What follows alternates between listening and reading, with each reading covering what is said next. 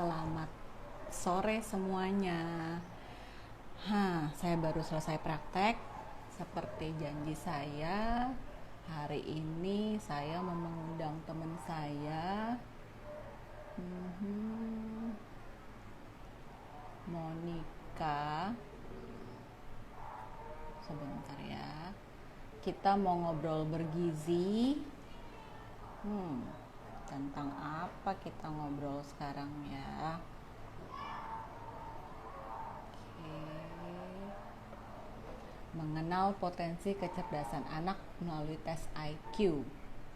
Saya mau ngajak teman saya Monica, tapi kayaknya belum join di sini. Oke.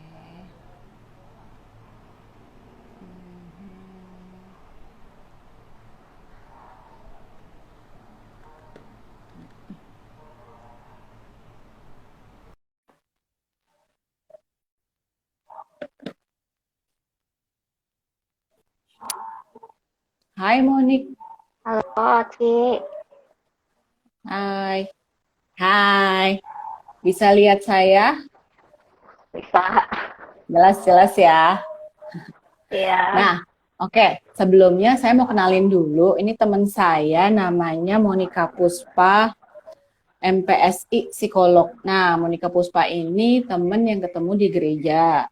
Kebetulan Monik ini ternyata setelah kita ngobrol-ngobrol, ternyata Monik ini adalah satu alma mater sama saya. Kita sama-sama lulusan Atma Jaya ya Monik ya. Mm-mm. Monik Iya. S1-nya di Psikologi Atmajaya, saya juga S1-nya Psikologi Atmajaya, cuma S2-nya Monik profesi Psikologi Pendidikan Anak dan Remaja di Atmajaya juga. Nah, Iya, kalau betul. latar belakang karirnya, sejak tahun 2014, Monik kerja sebagai psikolog pendidikan di 3 sekolah swasta ya Monik ya. Mm-mm. Iya, heeh. Sekarang juga, Tapi nggak, Hah? ya, Kenapa tapi tapi? nggak langsung di 3 sekolah, Ci. Ya, maksudnya pindah-pindah gitu kan di satu sekolah dan Iya, sekolah yang heeh. lainnya gitu. Tapi kalau soal Heeh. pengalaman berarti sudah cukup mumpuni ya sebagai psikolog sekolah gitu ya. Iya, lumayan lah. Lumayan ya. Sekarang juga saya dan Monik tergabung dalam pelayanan ASAK. ASAK itu Ayo Sekolah, Ayo Kuliah di gereja paroki kami. Dan Monik juga Mm-mm. bantu-bantu di bidang pendidikan ya Monik ya. Kayaknya memang Iya, passionnya itu betul, Ci. di bidang pendidikan ya Monik ya. Iya, heeh, emang. Oke, nah hari ini saya ngundang Monik, kita mau ngobrolin soal, jadi kita judulnya ngobrol bergizi nih ya. Sebenarnya ngobrol-ngobrol, cuma kan ya ngobrolnya ada isinya, jadi supaya lebih bergizi gitu Mm-mm, ya. mm-mm, Kita topiknya itu mm-mm. mengenal potensi kecerdasan anak melalui tes IQ, ya. Oke. Iya, Nah, heeh. saya selama ini saya tuh prakteknya itu di klinik. Jadi Mm-mm. pengalaman-pengalaman yang saya dapatkan ya saya melakukan juga tes IQ dan mengetes juga potensi kecerdasan anak. Tapi selama ini settingnya setting klinik. Nah, saya senang Iya, banget nih betul. kenal sama Monik gitu. Jadi saya bisa berbagi pengalaman. Oh, kalau setting sekolahan kayak gimana sih? Gitu. Ternyata beda loh setting setting klinik sama setting sekolahan ya Monik ya. Iya, Nah, oke. heeh, dari yang kita bahas kan, Ci. Oke, berarti kita langsung aja ya, kita tanya Monik nih ya. Sebenarnya potensi Mm-mm. kecerdasan tuh maksudnya apa sih nih? Ya, jadi kalau potensi kecerdasan kan namanya aja potensi ya, Ci ya. Jadi kan kalau Mm-mm. potensi itu berarti adalah kemampuan yang masih bisa dikembangkan sebenarnya gitu. Mhm. Jadi kalau misalnya potensi kecerdasan, memang kecerdasan si anak ini kemampuan bukan kemampuan, mungkin bisa dibilang kayak skill cerdasnya dia tuh bagian mana yang masih bisa dikembangkan atau bisa berkembang sampai sejauh mana gitu. Nah, kecerdasan yang Gitu sih. dimaksud di sini, iya, kecerdasan yang dimaksud di sini kecerdasan akademis atau kecerdasan di bidang apa gitu ya? Nah, iya, biasanya kan orang tuh kalau nanya cerdas itu identik dengan misalnya dia selalu dapat nilai bagus gitu kalau misalnya Mm-mm. di sekolah gitu kan. Mm-mm. Kita Mm-mm. pasti selalu bilangnya anak tuh pintar atau Mm-mm. cerdas kalau Mm-mm. misalnya ya emang dia nilainya oke gitu. Mm-mm. Nah, tapi ternyata 100 kalau semua misalnya nilainya kita, gitu ya. betul. Atau dapat Nah, tapi ranking terus ternyata gitu ya. betul, iya.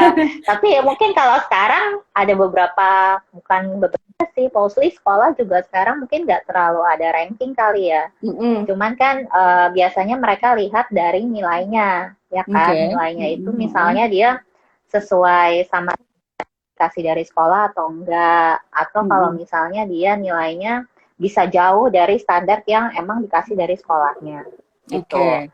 Nah, Mm-mm. tapi ternyata kalau misalnya kita balik lagi ke teorinya, cerdas atau misalnya di sini kita ngomongin halnya soal IQ ya. Mm-mm. Nah, itu tuh ternyata tuh bukan semata-mata hanya lihat dari nilai, Oke. tapi dia tuh lihat juga dari kayak misalnya logika berpikirnya dia gitu. Jadi kita Mhm. bisa lihat misalnya si anak ini pintar atau enggak atau cerdas atau enggak. Kalau misalnya dia tuh logika berpikirnya ada gitu. Jadi logika berpikir tuh lebih kayak ke hubungan sebab akibat. Dia bisa ngerti atau enggak Mhm. gitu. Ya, Terus nah. kayak misalnya, Ya, jadi ya, terus. terus kayak misalnya dia apa? eh, oh, suka pengen cari informasi yang baru gitu. Dia Oke. pengen cari tahu hal yang baru. Terus kemudahan dia untuk menangkap informasi yang sebenarnya itu baru dia apa sih baru dia ketahui kayak gitu. Mhm. Mhm. Termasuk di dalamnya juga adalah kemampuan untuk dia memecahkan masalah. Jadi kan Hmm. makanya kalau misalnya di anak-anak kecil gitu, kadang kita suka ngeliatin kan kayak misalnya yang hal simple deh, misalnya si anak ini pengen makan sesuatu tapi dia nggak bisa Mhm. buka. Nah itu Mhm. dia logika berpikirnya atau kemampuan memecahkan masalahnya jalan nggak? Dia berusaha nggak? Hmm. Apakah misalnya dengan dia robek itu dia bisa atau enggak? Kalau misalnya cara itu nggak berhasil, dia coba nggak cara lain? Kayak gitu-gitu sih sebenarnya Oke. hal Ha, ha. simpelnya Jadi gitu.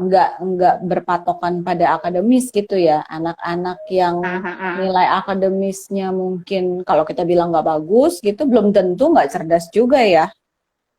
Iya betul, Oke, oke. betul. Berarti secara umum kelihatannya begitu, kemampuan lebih ke mengukur kemampuan dia memecahkan masalah, misalnya, atau logika berpikirnya seperti apa gitu ya. Nah, Iya. tapi kan kalau saya ngobrol-ngobrol gitu ya sama teman-teman atau sama orang tua murid di sekolah gitu, kadang-kadang mereka juga suka jadi menanyakan sebenarnya pinter nggak sih anak saya, sebenarnya cerdas nggak sih anak saya gitu. Nah, kalau untuk tahu anak kita cerdas atau enggak, sebenarnya ngukurnya itu pakai apa sih, Monik?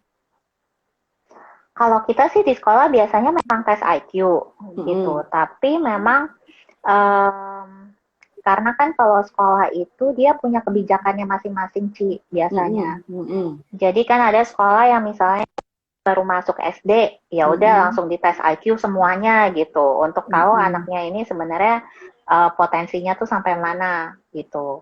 Tapi ada juga misalnya sekolah yang memang mengkhususkan misalnya kalau anaknya ada masalah akademik, dia Mm-mm. langsung dites gitu. Nah, sebenarnya kalau tadi kan kita bilang sebenarnya nggak berkorelasi apa sih maksudnya nggak hasil Nggak berhubungan hasil antara tes hasil IQ tes itu dengan sama dia cerdas nilai. atau enggak sama prestasi akademik kan.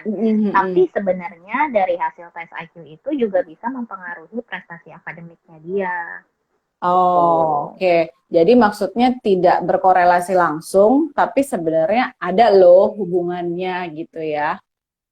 Halo. Eh, apa internet saya yang down, tapi Monik muter-muter. Halo. Monik bisa dengar? Oke. Haha. Ya, jadi Gimana? maksudnya balik lagi, jadi maksudnya sebenarnya nggak selalu anak cerdas itu, nggak selalu anak yang IQ-nya tinggi itu cerdas, tapi ya salah satu cara kita bisa menilai anak kita cerdas atau enggak ya sebenarnya dilihat dari tes IQ itu gitu ya. Iya, ha. Tapi Mm-mm. sebenarnya kan kalau tes IQ sendiri itu kan juga nggak bisa lihat dari anak yang terlalu kecil kayak misalnya 1 atau 2 tahun gitu kan.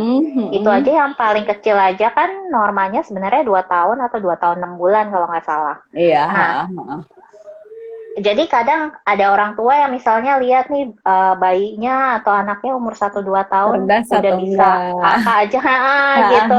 Oh anak aku pinter banget ya kayak 2 tahun loh dia ngomongnya udah banyak gitu. Iya. Berarti dia pinter. Mm-mm. Nah itu sebenarnya bisa jadi salah satu karakteristik juga bisa dilihat dari kecil gitu. Kalau misalnya ternyata dia umur 2 tahun tapi Mhm. kosakatanya tuh udah banyak banget, ngomongnya udah bawel, udah bisa satu kalimat, udah cerita macem-macem. Nah, itu juga bisa jadi salah satu tandanya Tapi sih sebelum berarti, dia dicek. tapi berarti untuk pengetesan secara formal itu nggak bisa ya dilakukan di bawah umur 2 tahun gitu ya. Iya, betul. Kalau saya juga di klinik, setting klinik nih, kita ngomongin setting klinik ya, anak-anak Mhm. yang bisa dites tuh memang sekitar usia 2 tahun, 4 tahun gitu ya. Berarti Monik juga Iya, mengalami hal yang sama, apalagi Monik kan settingnya setting sekolahan, berarti anak-anak yang udah iya, mulai masuk TK gitu atau masuk iya, SD baru mulai dites. Kalau sebelum itu lebih ke kayak checklist gitu kali ya. Kalau saya sih menggunakan checklist gitu. Oh, kira-kira kemampuan anak umur segini kira-kira begini, yang ini anak ini udah belum atau melampaui. Tadi kan Monik juga bilang, oh dia bahasanya sudah lebih bagus nih dibanding anak-anak seusianya. Tapi sekali lagi iya, memang tidak ada tes bakunya gitu ya, bahwa iya hasilnya betul, begini, betul. keluar nilainya misalnya seperti ini gitu ya. Oke, nah kalau terus kan kalau saya sering dengar juga, oh ada tes IQ, ada tes psikologi gitu ya. Kadang-kadang orang tua juga bingung kan suruh tes IQ, tapi kok ada tes psikologi juga, maksudnya apa sih? Nah kalau dari pemahaman Monik gimana nih, tes psikologi, tes IQ? Nah, kalau ini mungkin sama kayak setting klinik kali ya, Ci ya.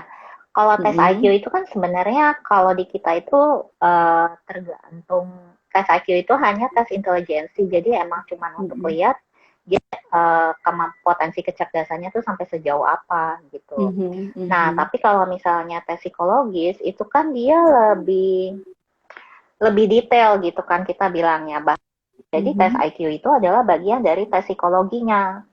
Kalau Oke. misalnya tujuan tes psikologinya adalah untuk mengetahui misalnya kenapa anaknya ada kesulitan belajar Mhm. atau misalnya untuk mengetahui ya gambaran anaknya aja secara umum baik secara kemampuan akademik maupun apa kondisi sosial emosionalnya kayak gimana keterampilannya kayak gitu. Oh, Jadi jadi bisa sebenarnya kelihatan juga ya dari tes psikologi itu ya? mm-mm, Mhm, iya, mhm. jadi tes psikologi biasanya sih lebih lengkap dan detail ya Oh, gitu. dibanding dengan tes IQ gitu ya? Iya, dibanding dengan tes IQ.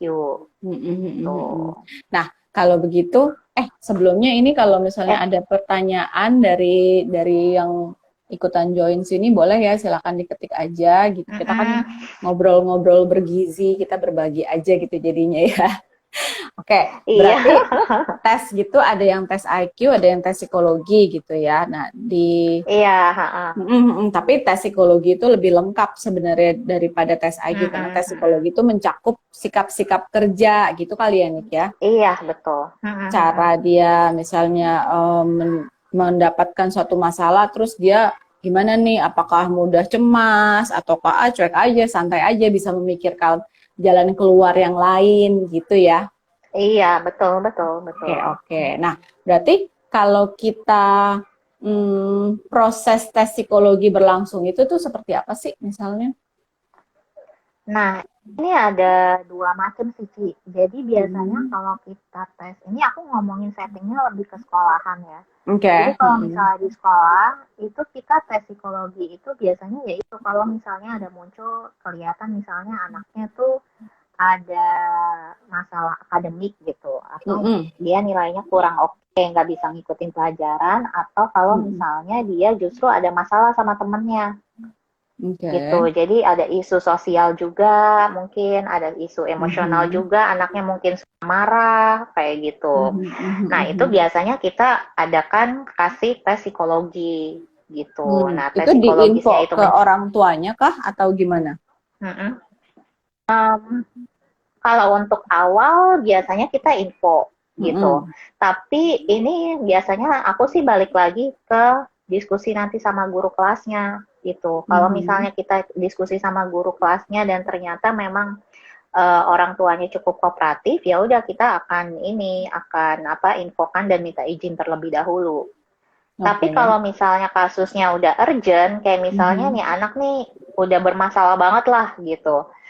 Tapi ketika kita ngobrol sama guru kelasnya, ternyata kayaknya kok kalau ngomong sama orang tuanya kayaknya kurang kurang suportif ya. Ya udah Mm-mm. biasanya tuh kalau emang dari kebijakan sekolah, kita akan tes dulu, abis itu baru kita kasih tahu hasilnya, kita panggil gitu. Oh, Begitu oke kita dapat oke. hasilnya. Iya, jadi Mm-mm. tergantung lagi dari si orang tuanya, dan yang paling di sekolah tuh adalah hubungan antara orang tua sama guru. Karena Mm-mm. kalau kita kan sebagai konselor atau psikolog kan nggak mungkin langsung berhubungan sama orang tua kan, bisa kaget orang tuanya tiba-tiba Ah, dipanggil sama guru BK-nya gitu biasanya kan, atau biasanya sama gurunya yang maju konselornya. dulu gitu ya. Iya gitu, jadi Oke oke. biasanya kalau misalnya pas awal itu kita minta dulu sama si guru guru kelasnya untuk ngomong, karena kan yang Hmm. tahu anak ini butuh bantuan kan misalnya dari guru kelasnya atau dari menyampaikan ke guru kelas gitu. Itu Oke. sih. Jadi kalau dari setting sekolahan sih seperti itu. Terus tesnya kayak apa? Prosedur tesnya biasanya kita panggil anaknya sendiri. Mhm. Kita di satu ruangan, nggak ada yang ganggu. Mhm. Terus kita minta izin juga biasanya tergantung dari kira-kira gurunya ngasih waktu kosongnya tuh pas kapan gitu. Karena kan kalau misalnya tes tuh paling cepet kalau misalnya di masalahnya sosial emosional, mungkin kalau kita nggak pakai konseling, cuman tes Mhm. gambar aja gitu, itu kan paling Mhm. cuma setengah jam. Oke. Nah, tapi kalau misalnya kita butuh yang lebih dalam, itu Mhm. biasanya kan minimal 1 jam. Apalagi kalau misalnya ternyata ada masalah akademik, harus tes IQ. Nah, yang individual kan kalau tes IQ minimal itu biasanya setengah jam Oke, berarti tadi kalau Monik gitu. bilang nggak cuma tes IQ doang gitu yang dilakukan. Tadi kan ada tes Mm-mm, gambar, terus dilihat aspek-aspek lainnya. Berarti ada mm-mm. beberapa tes gitu ya, nggak cuma tunggal IQ Iya, aja. Ada mm-mm. beberapa tes sampai Iya, mendapatkan hasil, oh ternyata anaknya seperti ini gitu ya. mm-mm. Betul, Oke, betul. Tunggu deh Monik, sebelum kita lanjut lagi, ini saya Iya ada nih ada yang pertanyaan nanya. nih, ada yang nanya nih dari akun MS Lime ya. Anak saya sekarang baru mulai masuk TKB. Bentar. Saya sedang mencari sekolah untuk SD-nya tahun depan. Cuma saat ini saya belum bisa menemukan tipe belajar dan kemampuan anak saya. Perlukah tes psikologi? Jadi anaknya TKB. Nah, untuk kalau yang mau nanya juga mungkin perlu disebutkan usia anaknya ya, karena kan usia juga berpengaruh ya.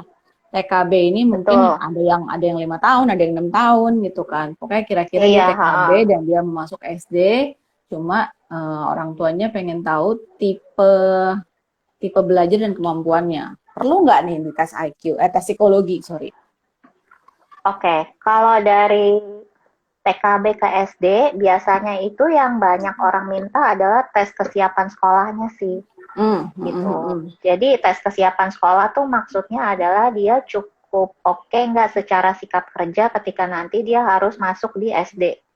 Karena kan kita nggak bisa bohong ya, maksudnya walaupun sekarang dibilang katanya kalau SD nggak usah bisa baca tulis gitu, tapi pada kenyataan Pada semua kenyataannya SD nggak begitu iya, ya.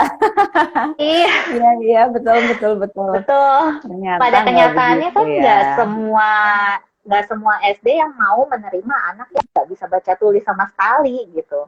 Bahkan saya nggak pungkiri aja, dari 3 sekolah yang memang pernah saya bekerja, itu hanya satu sekolah yang menerima anak SD kelas 1 nggak bisa baca tulis Oke. gitu.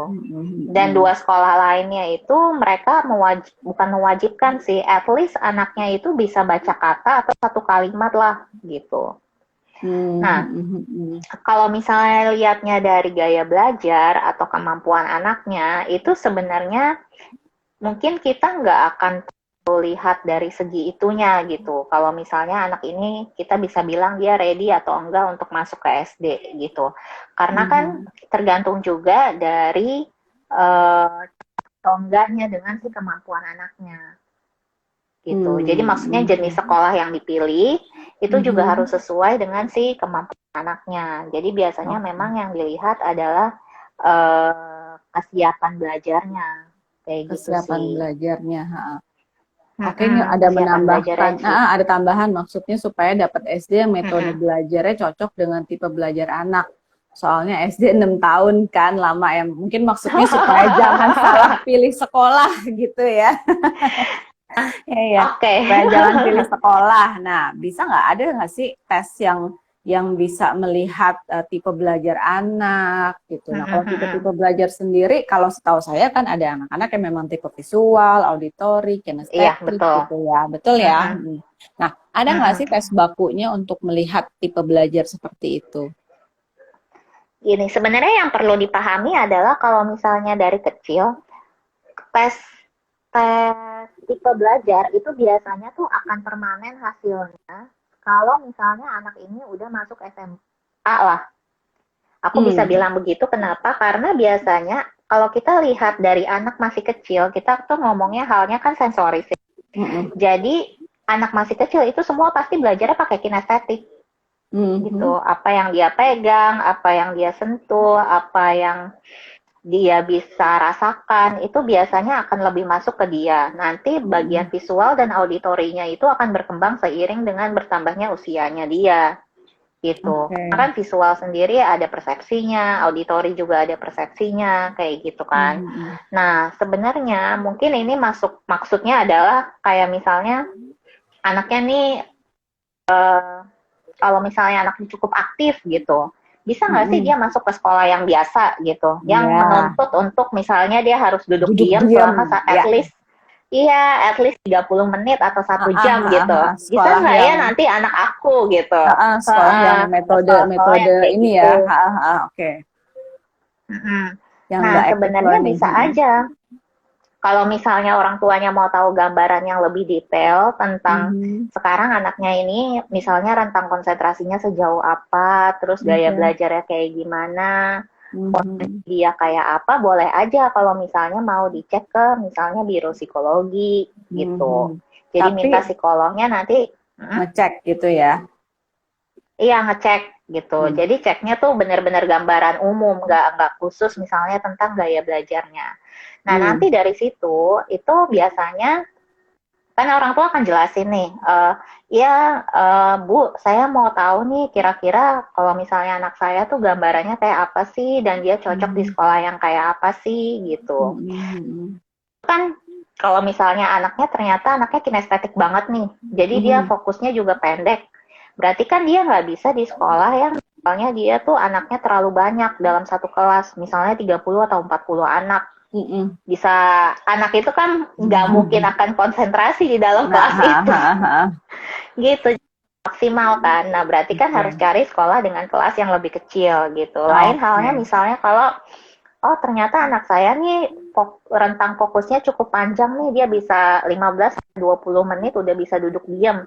Sementara Mhm. untuk anak TKB itu kan juga udah suatu kemajuan banget ya, Udah 15 sampai lama, 20 menit dia betul bisa duduk betul. diam. Mhm. Nah, berarti dia untuk mungkin di sekolah-sekolah yang konvensional yang memang anaknya harus duduk lama dengerin gurunya, ya mungkin dia nggak apa-apa Cocok. gitu. Dia Iya, nggak akan, iya. dia nggak mengalami kesulitan sih. Jadi sebenarnya kalau di sini saya sih mendapat kesimpulan nggak ada sekolah yang bagus atau sekolah favorit atau gimana gitu ya. Jadi lebih ke cocok nggak sih sebenarnya sama anak kita gitu ya. Kalau anaknya memang yang rentang rentang atensinya masih pendek, rentang konsentrasinya masih pendek, yang sebaiknya jangan ke sekolah yang klasikalnya banyak anaknya gitu kan, yang isi kelasnya banyak kan. Lebih ke cocok atau nggak cocok untuk anak kita gitu kan ya. Iya.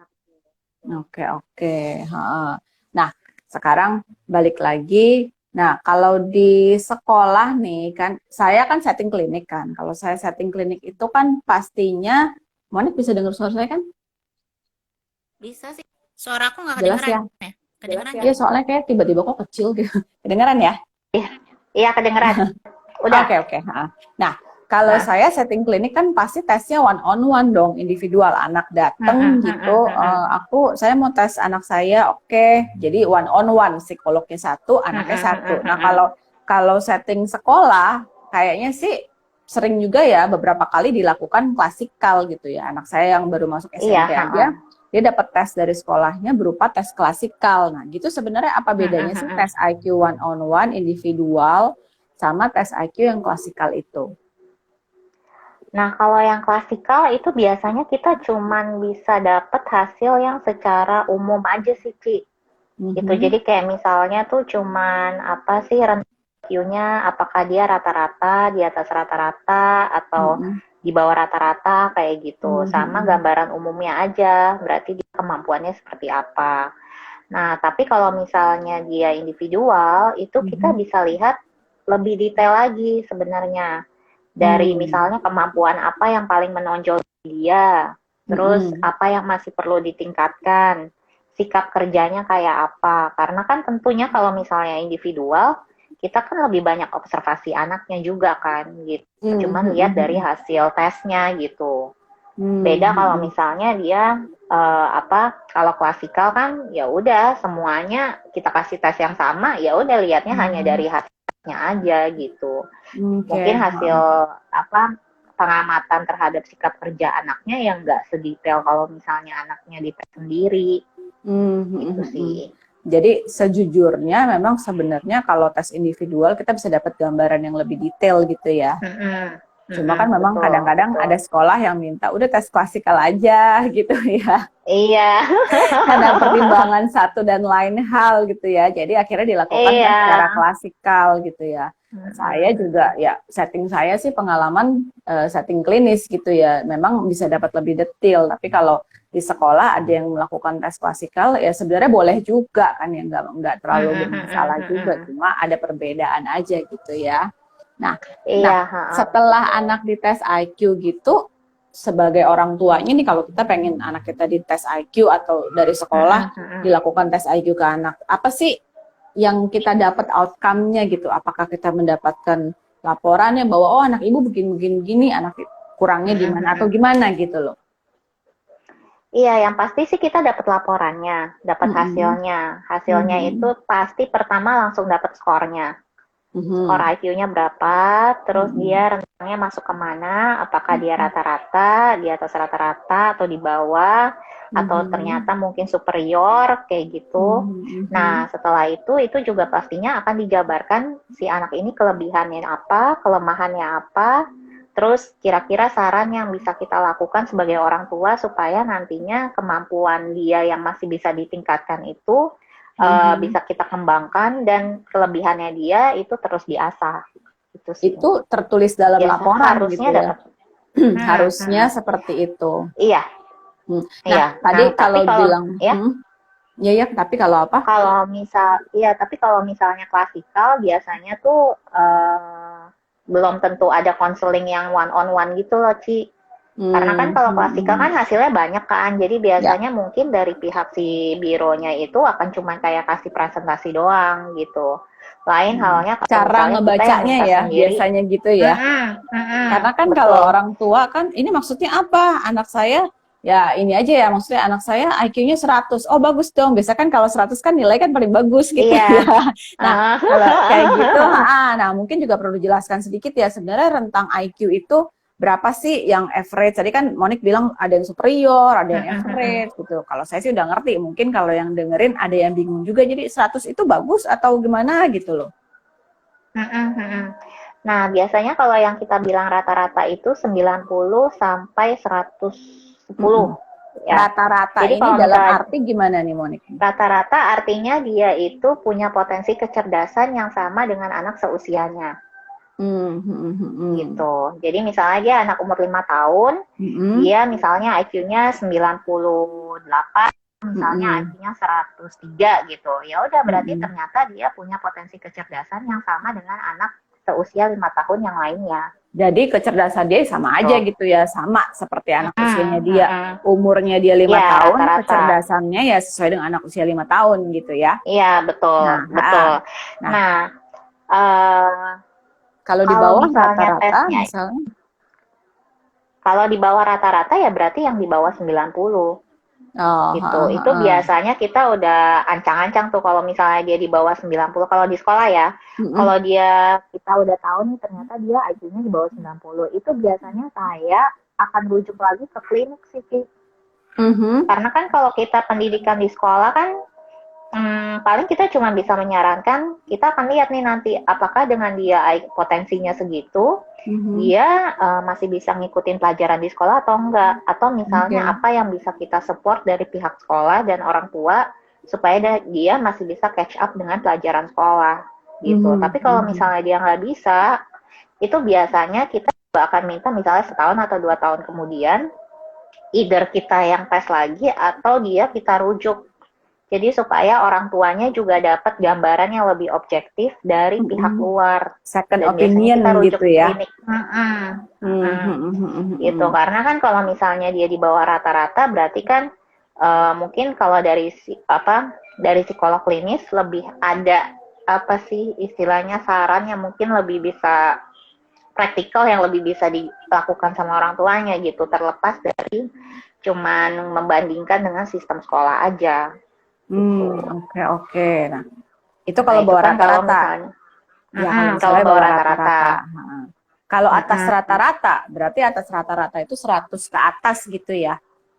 Iya, 110 ke atas gitu. 100, oh ya, Kecuali 110 ke misal, atas. kecuali Kecuali. anaknya itu udah gifted ya. Gifted Nah, kalau maksudnya dia gifted, mungkin IQ-nya tuh 140 atau 150, terus ternyata emang anaknya kreatif. Sikap kerjanya juga oke. Jadi kayak misalnya dia tuh kalau di sekolah jadi kayak apa sih, excellent banget gitu. Justru standar sekolahnya yang nggak bisa catch up sama kemampuannya dia. Nah itu juga jadi salah satu biasanya kita rujuk juga sih gitu, gimana karena ininya biasanya sih itu buat bermasalah habis juga ya. nextnya. Iya. Iya, jadi anak-anak yang terlalu pinter, terlalu gifted ya kadang-kadang juga akan jadi masalah karena kalau saya nemuin mereka biasanya bosen. Kegampangan Betul. sekolahnya, gurunya baru bilang A, B, C, D, E-nya saya udah tahu gitu kan. Gurunya Iya. ngasih soal 10 soal dalam waktu misalnya 10 menit, saya 7 menit atau 5 menit malah udah selesai gitu. Udah selesai begitu, Iya, terus iya, ngapain betul. ngisengin anak yang lain gitu ya. Ya, jadi sebenarnya terlalu above average, di atas rata-rata yang terlalu jauh banget seperti gifted ya. Ada tantangannya sendiri gitu ya dalam pola asuhnya gitu nggak sih yang Monik rasakan gitu Iya, kan, benar sih. karena harus diapain anak ini gitu kan, harus dikasih apa lagi supaya cukup gitu ya.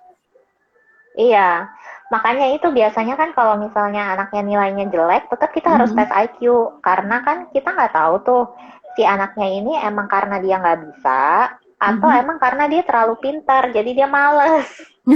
Gitu. Ada faktor begitu juga gitu ya. Iya. Udah tahu apa yang diomongin guru, bosen sekolah gitu-gitu aja, ada yang begitu juga ya. Jadi untuk anak yang misalnya nilainya jelek pun kita juga jangan langsung ini anak mah nggak bisa, atau ini mah dia mah nggak pinter gitu kan.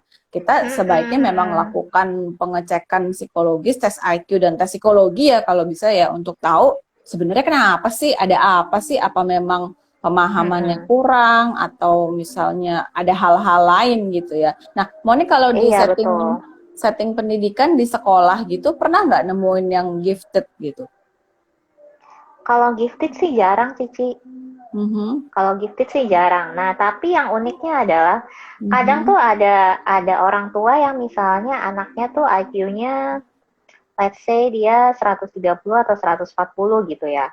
Terus orang tuanya bilang, iya ini terlalu pintar, jadi dia tuh sebaiknya loncat kelas gitu. Oke. Iya, kadang-kadang orang tua kan gitu kan ya, buat apa lagi buang-buang waktu di kelas ini, orang dia udah bisa kok, ya udah nggak usah kelas 3 langsung kelas 5 gitu ya. Ada yang seperti itu ya. Oke. Nah, kalau Monik gimana nih pengalamannya? Nah, tapi kalau misalnya di sekolah aku selama ini ya, itu sih kita belum ada kebijakan untuk loncat kelas. Kenapa? Karena biasanya kita akan lihat juga dari kematangan emosional anaknya. Karena kan yang tadi kayak Cici bilang kan, biasa kan kalau gifted itu dia terlalu pinter, tapi kan dia juga biasanya ada isu sosial dan emosional gitu. Nah, kita takutnya kalau misalnya dia dinaikin, yang malah menghambat adalah si isu sosial dan emosionalnya itu. Misalnya gitu. Apa nih kalau isu sosial emosional? Kalau yang Monik pernah dapetin di sekolah ya? Nah, sebenarnya anaknya itu kematangan sosial emosionalnya itu setara sama umurnya dia sebenarnya justru. Jadi cuma dia Oh, logika berpikirnya aja yang maju, tapi kematangan mm-mm, sosial emosionalnya tuh masih setara anak seumuran dia. Kayak misalnya nih, mm, anaknya waktu itu tuh TK gitu ya. mm-mm, Terus orang tuanya bilang, tapi anak saya tuh pinter banget, jadi mungkin dia tuh terlalu cerewet di kelas karena dia bosan gitu. Nah, tapi mm-mm, begitu kita cek secara kematangan sosial emosional ya emang dia setara dengan anak seumurnya dia, bahkan dia nggak bisa mm-mm, untuk apa sih kayak mingle sama teman-temannya gitu. Karena ya itu mm, mungkin dia terlalu egoisnya tuh masih ada. Padahal kan yang kita mm-mm, berharap kalau anak gifted itu kan kayak yang tadi dia kreativitasnya oke, tapi mm-mm. sikap kerjanya kan juga oke Juga kan. Jadi oke maksudnya ya. dalam arti dia bisa memahami temannya juga gitu. Jadi Mm-mm, ketika nanti mm-mm. dia masuk ke kelas yang lebih tua, dia udah bisa sejajar nih secara sosial Berbaur sama emosionalnya. teman-teman yang lain gitu Mm-mm. ya. Ha, ha, ha. Tapi Iya, kan ini iya. kalau misalnya anaknya kayak gitu, kalau misalnya dia nanti naik ke kelas yang lebih lanjut, istilahnya kan kayak orang lain akan ngemong dia gitu. Ya kan Nanti dianya jadi kalau nggak saya bisa bayangin, setara. iya, kalau saya bayangin malah akan timbul masalah lainnya ya. Bukan masalah Gitu. dalam pemahaman, bukan masalah dalam akademis, tapi malah masalah yang lainnya karena dia beda Iya, sama yang heeh, heeh. lainnya gitu ya. Oke, oke. Jadi Hmm, sebenarnya hmm, hmm. opsi dinaikin aja kelasnya itu tuh nggak jadi pilihan yang baik lah ya. Tetap harus Iya, dicek heeh. keseluruhannya, terutama kematangan sosial emosionalnya dia gitu Hmm, ya. hmm, hmm, hmm. Iya, Oke, betul, oke. betul. Nah, kalau tadi kan yang dapat hasil IQ-nya anak-anak yang pinter harus dilakukan seperti ini. Nah, tapi kalau misalnya untuk anak-anak yang IQ-nya di bawah rata-rata, tentu kan pasti ada kekhawatiran ya dari orang Hmm, tua hmm, ya. hmm, Ini hmm, hmm. anak aku bisa nggak nih ya? Terus, duh IQ-nya di bawah rata-rata, terus ntar masa depannya gimana? Terus apa Hmm, yang hmm, hmm, bisa hmm. dia lakukan nantinya gitu. Nah, itu tuh gimana tuh Monik? Nah, biasanya aku juga lihat ininya sih, apa maksudnya rentangnya. Kalau misalnya dia masih kayak 80 90 kan berarti kan maksudnya dia masih kayak slow learner gitu kan. Borderline tuh maksudnya dalam arti dengan pengulangan pelajaran yang cukup banyak dan intens, mungkin dia masih bisa catch up gitu dengan si standar sekolahnya. Kalau misalnya standar akademik sekolahnya tuh nggak terlalu tinggi gitu. Mhm. Tapi kalau misalnya dia udah di bawah itu, kayak misalnya mungkin dia retardasi mental, itu biasanya yaitu aku akan rujuk langsung ke klinik.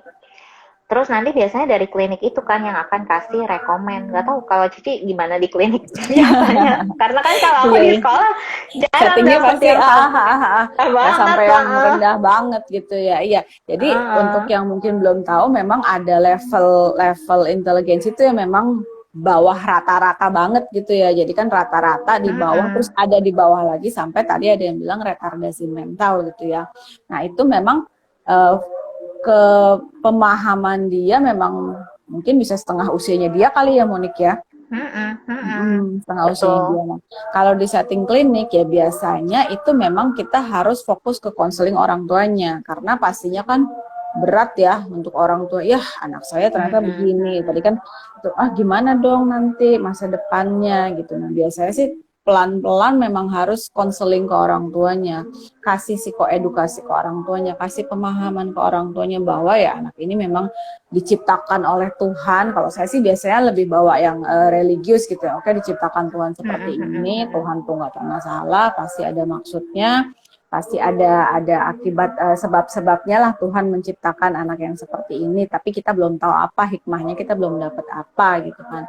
Dan tentu saja untuk pemilihan sekolah, balik lagi tadi kan kita juga udah ngobrol ya kalau pemilihan sekolah itu kita harus cocok ya sama anaknya. Jadi memang dengan bagaimana caranya kita tetap harus bilang bahwa yang cocok adalah sekolah yang seperti ini, yang mungkin SLB, Iya, jadi fokus pada kemandiriannya dia, fokus pada aktivitas skillnya dia. Biasanya kan sih kalau di setting klinik seperti itu. Nah, ini kita jadi berbagi aja gitu ya. Soalnya saya iya, terbiasa setting klinik, kalau Monik kan setting sekolah seperti itu.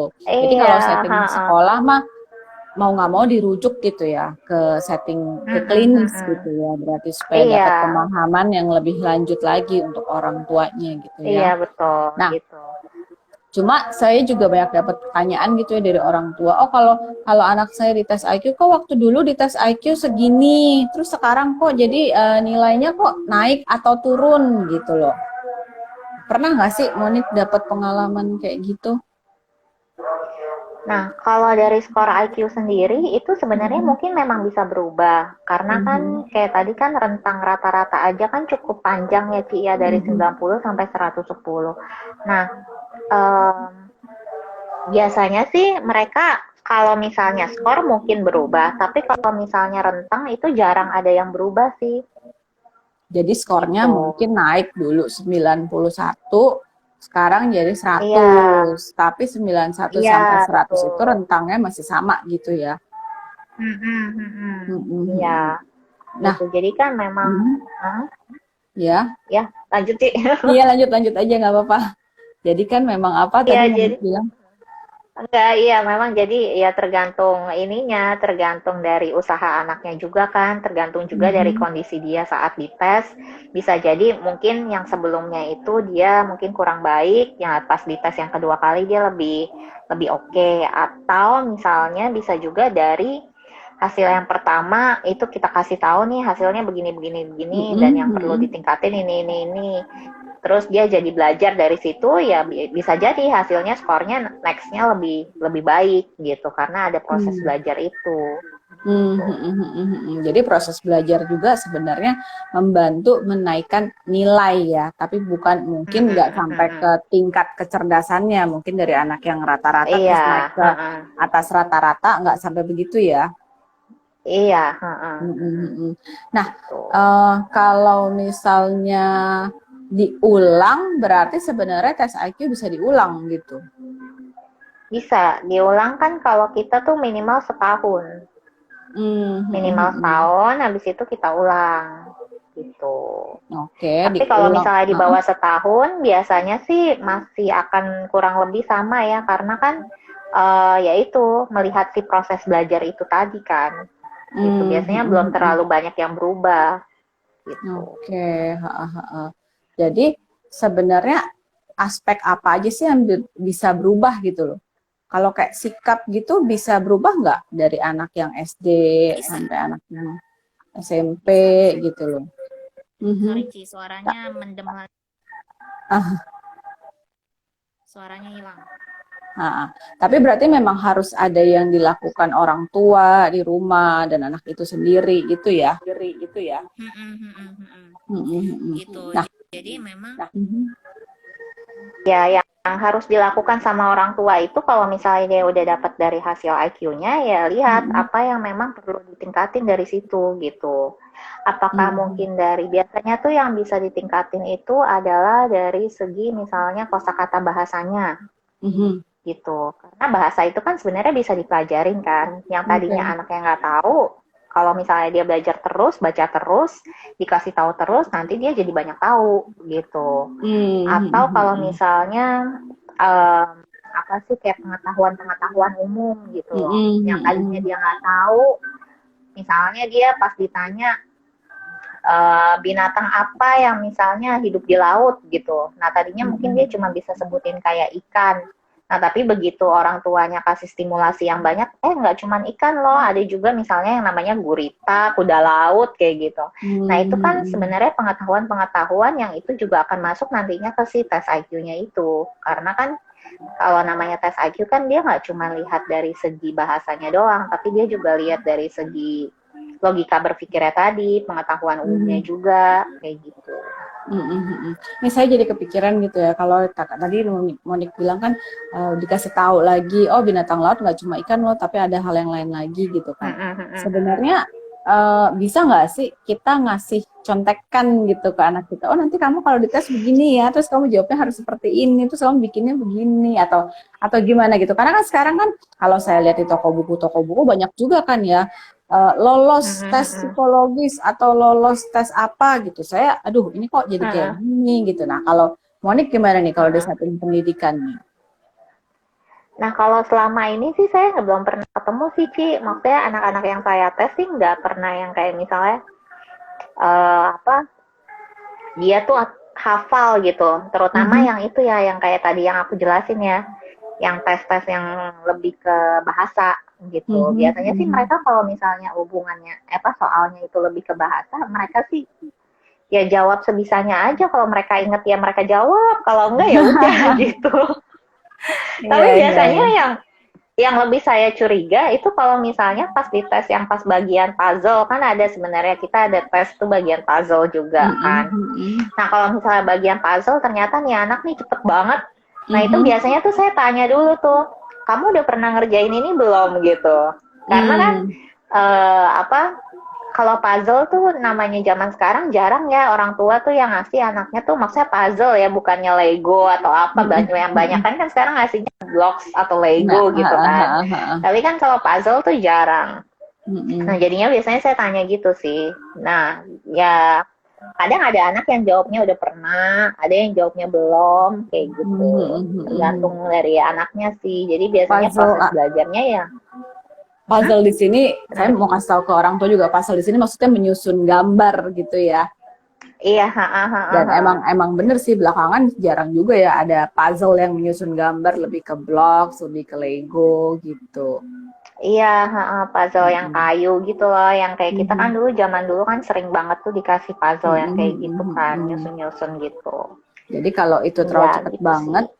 curiganya nih kayak udah pernah melakukan tes ini gitu ya. Kayak, Nah, kalaupun misalnya dia ternyata udah pernah, biasanya sih kita minta sama orang tuanya untuk ngasih hasilnya sih. Jadi supaya dapat perbandingan aja gitu. Tapi kalau misalnya ternyata anaknya bilang belum pernah, oh ya udah berarti memang mungkin kemampuannya dia yang oke di situ. oh bagus di puzzle gitu ya, bagus di menyusun puzzle itu. Oke. Jadi sebenarnya bisa diulang, tapi 1 tahun ya, 1 tahun yang akan datang itu sebaiknya diulang gitu. Harus diulang ya. Kalau sebenarnya harus nggak sih diulang? Kalau diulang tuh sebenarnya kayaknya tergantung kebutuhan deh sih. Tergantung dari rasa penasarannya orang tua, anak saya udah naik apa belum. Kalau misalnya anaknya nggak kenapa-napa ya. Setting di klinik sih gitu ya. Kadang-kadang penasaran, tahun depan dicek lagi gitu, tahun depan cek lagi gitu. Tapi kalau di sekolah, kalaupun mengulang gimana? Kalaupun harus dirasa mengulang gitu atau gimana kalau di sekolah, setting sekolah? Kalau di sekolah sih biasanya kita untuk anak-anak yang memang emang dia ada masalah akademik sih. Dan misalnya kita udah tahu nih kalau ternyata dia tuh IQ-nya slow learner gitu ya. Slow learner tuh maksudnya saya bisa bilang 80 sampai 90 gitu. Jadi dia di bawah rata-rata atau rata-rata bawah. Nah, biasanya itu nanti kita akan ulang lagi sekitar at least 1 tahun atau 2 tahun lah gitu. Untuk melihat dan itu apakah untuk sudah lihat ada peningkatan atau belum gitu ya. Tapi gitu. Biasanya ada sih juga yang nggak ada lihat, peningkatan gitu. Dalam ada pengalaman Monik ada juga yang ternyata loh udah begini nggak meningkat juga gitu ya. ada. Biasanya itu karena mungkin pas kita kasih tahu ke orang tuanya nggak percaya. Tapi begitu kita minta dia untuk cari second opinion, dia juga nggak cari gitu. Oh, oke. Biasanya Jadi sih kayak gitu. denial gitu ya. Nggak percaya kalau kayaknya bisa kok anak saya, kayak bisa kok anak saya gitu ya. Tapi nggak cari second opinion juga. Gitu. Dan dalam arti Tapi itu kalau juga misalnya orang nggak tuanya dilakukan apa-apa gitu ya ke anaknya, nggak diajarin lagi, nggak disimulasi lagi gitu ya. Betul. Apalagi kadang ada juga orang tua yang misalnya nih, ya udah dia kayak misalnya karena saya banyak kan pegang dari TK sama SD-nya bawah ya Cia, bukan SD yang atas. Jadi kadang ada juga misalnya dia dari TK-nya kita udah tahu nih kalau ternyata anaknya itu slow learner gitu. Nah, begitu kita kasih saran dia lakuin nih. Tapi begitu dia udah lihat oh anaknya bisa nih ternyata masuk SD, udah stop gitu. Jadi begitu dites bisa jadi malah turun kan gitu. Karena kan tuntutan akademik di SD kan pasti jauh berbeda sama di TK gitu. TK. Jadi kendor gitu ya orang tuanya gitu ya. Udah bisa ya udah deh gitu, dilepas jadi kendor. Iya, betul. Oke. Nah, kalau misalnya ada anak yang orang tua gitu, oh besok anak saya mau tes IQ nih, atau besok dari sekolah harus ada tes IQ. Jadi apa dong yang sebaiknya dipersiapkan gitu? Yang sebaiknya dipersiapkan supaya anaknya happy. Oh, supaya anaknya happy gitu. Iya, nggak stres. Kalau Nggak nggak mau capek jawab, sih yang pertama. kalau anaknya Yang nggak mau pertama jawab, sih, kita juga bingung gitu ya. iya. Ya Ah, kan, kalau misalnya anaknya tiba-tiba dibawa gitu ke klinik gitu, atau misalnya kalau di ah. sekolah sih jarang ya nggak mau jawab karena kan dia tahu kita kan, dia tahu kita sebagai guru gitu. Tapi kalau di klinik kayak misalnya aku juga beberapa kali freelance di di biro gitu. Kalau misalnya anaknya baru pertama kali terus dibawa dan dia takut kan karena ini tempat asing dan dia harus ditinggal sendiri. Iya, iya, iya. Ya kan, Ci? Sama ya Iya, berarti jadi pengalaman kan kita ya. jadi daripada kitanya kan kadang kalau misalnya kayak gitu akhirnya kan waktunya jadi kebuang juga kan, kitanya mesti bujukin dia dulu, mesti ngajak main gitu. Jadi yang paling penting sih sebenarnya jangan sampai orang tua itu kayak mendoktrin si anak kalau misalnya ini tuh tes ujian, kamu harus bisa, harus dapat nilai bagus. Sebenarnya kan nggak begitu juga gitu. Ya sebenarnya Yang juga penting kalau dalam anaknya tes, relax. sebenarnya kalau dalam tes IQ ini juga berbagi info ya, nggak ada benar salah kan ya sebenarnya ya. Iya, Jadi betul. anak jawab apapun ya kita tulis jawabannya. Oh jawabannya ini, oh jawabannya ini. Jadi nggak pernah kita bilang oh salah bukan ini jawabannya, nggak pernah kita bilang begitu. Gitu ya. Nah, Monik pernah nggak sih ada pengalaman yang anaknya misalnya dikasih pertanyaan gitu, terus udah gitu dia balik nanya, emang jawabannya harusnya apa? Soalnya dia nggak tahu gitu kan. Emang jawabannya harusnya apa? Pernah nggak tuh Monik dapat pengalaman kayak gitu ketika ngetes anak? Kalau yang pertanyaan tanya jawab gitu sih nggak pernah sih, Ci. Nggak pernah Kalau ada yang nanya misalnya balik dia gitu jawab, ya? iya, kalau misalnya dia jawab kan kita harus mukanya lempeng ya kalau dia jawab. Oh, jawabnya begini. Oh, ya udah kita tulis aja. Iya, iya. Belum pernah ya Iya, dapet tapi yang nggak ditanya pernah balik. sih. Kalau Cici aku di pernah klinik emang. pernah. Jadi apa? Emang apa jawabannya? Aku nggak tahu. Emang apa jawabannya? Biasa sih saya bilang, oh kamu nggak tahu. Kamu tanya mama aja nanti di rumah. Atau tanya papa aja ya. Karena kan kita memang nggak boleh memberitahu jawabannya apa gitu. Oh kamu belum tahu ini. Oh ya udah nanti ingetin ya tanya mama aja di rumah atau tanya papa di rumah gitu. Jadi Iya, kadang-kadang suka nggak ada lucu-lucu sih. gitu ya anak-anaknya. Iya sih. Nah, tapi kadang tuh kalau yang di aku itu yang paling frustrasi adalah mereka tuh biasanya ya kalau puzzle itu mungkin karena jarang kan. Jadi biasanya tuh kalau yang jago langsung cepet banget. Kalau yang nggak bisa sampai berapa menit kita tungguin tuh dia juga akhirnya tuh kayak stres sendiri gitu. Apalagi kalau tahu tuh oh ternyata masih ada ya gitu. Nah, kalau yang kayak gitu biasanya tuh aku langsung bilangin tuh ke anaknya, nanti di rumah minta ya sama mami sama papi untuk beliin puzzle ya, kamu mainnya aja di rumah gitu, biar nanti kalau misalnya lain kali kita main ini lagi kamu udah bisa kayak gitu sih. Iya. Oke, ini nggak berasa nih kita udah 5:54 nih, tinggal 6 menit udah mau sejam nih. Ada summarize-nya nggak Monik nih dari apa yang obrolan bergizi kita mengenal kecerdasan, potensi kecerdasan anak lewat tes IQ. Summarize-nya apa nih dari Monik?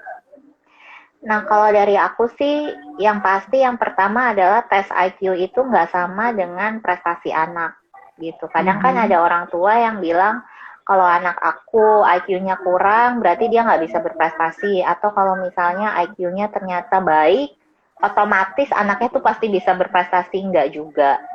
Gitu. Nggak selalu jadi, gitu ya. Jadi yang mau aku tekankan sih sebenarnya adalah kalau dari tes IQ sendiri, itu sebenarnya hanya untuk melihat potensi kecerdasan anaknya.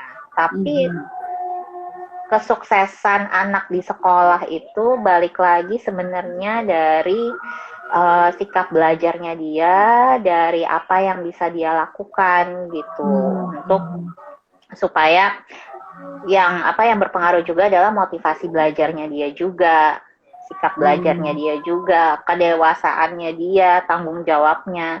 itu yang lebih banyak akan berpengaruh ke prestasinya dia sih atau suksesnya dia di sekolah gitu. Jadi mau anak IQ-nya sebagus apapun, kalau sikap belajarnya jelek, tetap aja pasti akan kurang. Jadi untuk orang tua juga jangan terlalu berkecil hati kalau misalnya anaknya IQ-nya di bawah rata-rata, tapi juga jangan terlalu lega atau melepaskan semuanya ketika anaknya itu IQ-nya di atas rata-rata gitu ya, karena tetap harus ada tugas-tugas parenting yang menjadi tanggung jawab orang tua seumur hidup kita gitu ya, seumur hidup kita. Iya betul. Oke deh, Monik, ini udah tinggal 4 menit lagi. Thank you udah ngobrol-ngobrol bergizi bareng saya. Untuk teman-teman yang udah join, nanti kalau memang ada pertanyaan lebih lanjut tentang pendidikan atau bagaimana mengembangkan potensi akademis anak atau potensi kecerdasan anak, atau mau tanya-tanya lebih lanjut soal tes IQ, bisa langsung ke IG-nya Monik. Coba Monik disebutkan IG-nya apa, Monik? Ya, IG-nya di monica.puspa. Bisa langsung di-add ya, tapi add dulu. Di-add dulu, boleh nanya-nanya. Oke, gitu ya Monik ya. Thank you ya udah nemenin saya ngobrol-ngobrol sore ini. Iya, sama-sama Ci. Thank you Dadah. juga. Dadah.